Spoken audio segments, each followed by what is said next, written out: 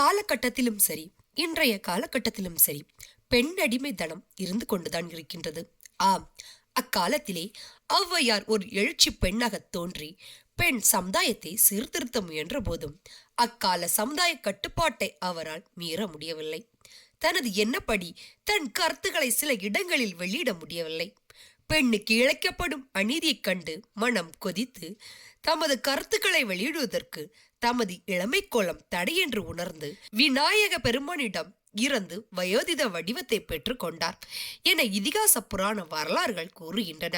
இந்த கிழவியாகி ஔவையார் முருக பெருமானிடம் சுட்டப்பழம் சாப்பிட்டுவிட்டு முருகனின் வேண்டுகோள் இணங்க அவனை பற்றி பாடும்போது, அரிது அரிது மானிடராய் பிறத்தல் அரிது, அதனினும் அரிது பேடு நீங்கி பிறத்தல் அரிது என்று 2ஆம் நூற்றாண்டிலே வேண்டிக் கொண்டார்.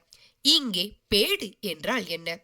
பேடு நீங்கி பிறத்தல் அரிது என்றால் என்ன?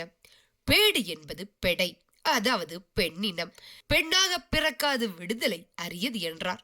இந்த வரலாறு அக்காலத்து பெண்ணடிமைத்தனத்தின் கொடுமைகளை உணர்த்துகின்றதல்லவா?